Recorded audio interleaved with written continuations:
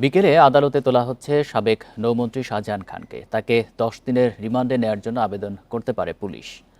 বৃহস্পতিবার রাতে রাজধানীর ধানমন্ডির একটি বাসা থেকে গ্রেপ্তার করা হয় শাহজাহান খানকে। তবে তাকে কোন মামলায় গ্রেপ্তার করা হয়েছে তা এখনো জানানো হয়নি। আর জানাতে সিএমএম কোর্ট থেকে যোগ দিচ্ছেন সহকর্মী আনোয়ার সাদাত নূর। নূর, কখন তাকে আদালতে তোলা হবে আর কোন মামলায় তাকে গ্রেপ্তার করা হয়েছে কিছু জানা গেছে কিনা?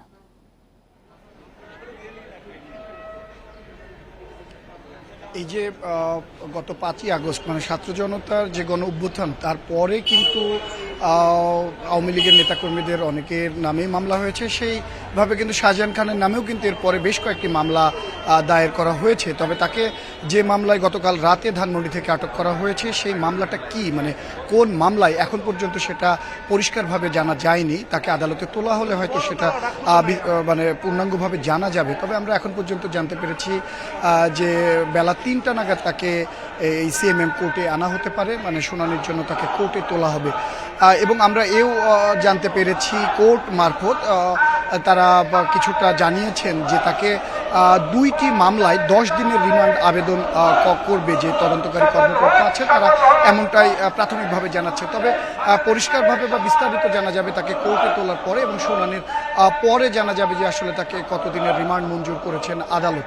তার আগ পর্যন্ত আমরা এখন পর্যন্ত জানতে পারছি যে 2টি মামলায় তাকে 10 দিনের রিমান্ড আবেদন করবেন তদন্তকারী কর্মকর্তা, এবং বেলা 3টা নাগাদ তাকে কোর্টে আনা হতে পারে বলে আমরা জেনেছি।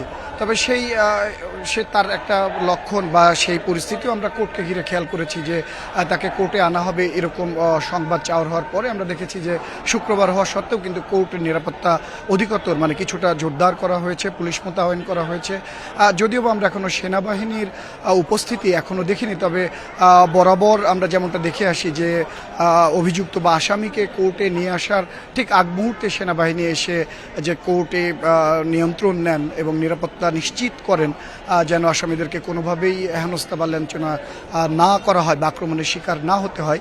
তো যেহেতু 3টার সময় তাকে আনা হবে বলে আমরা জেনেছি, তো হয়তো 3টার আগ দিয়ে সেই ধরনের কার্যক্রম বা সেই প্রস্তুতিটি নেওয়া হবে। তবে ইতিমধ্যে কিন্তু পুলিশ এসেছে এবং কোর্টের দরজা খোলা হয়েছে। আমরা বেশ কয়েকজন আইনজীবীকেও কিন্তু আসতে দেখেছি, কথা মানে তারা পদচারণা করছেন, যদিও বা তারা এখন কথা বলতে রাজি হচ্ছেন না বা বলছেন যে শুনানি শেষেই তারা একবারে কথা বলবেন যে মানে কি রায় দিলেন আদালত সেটা তিনি আমাদেরকে মানে গণমাধ্যমকে জানাবেন, তারা এমনটাও জানাচ্ছিলেন।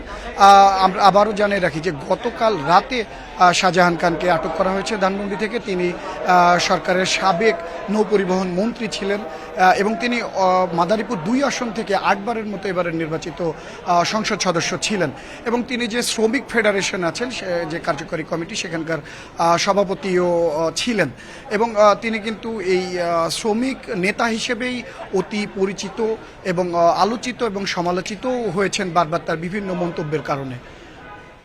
সিএমএম কোর্ট থেকে জানাচ্ছেন সহকর্মী আনোয়ার সাদাত নূর।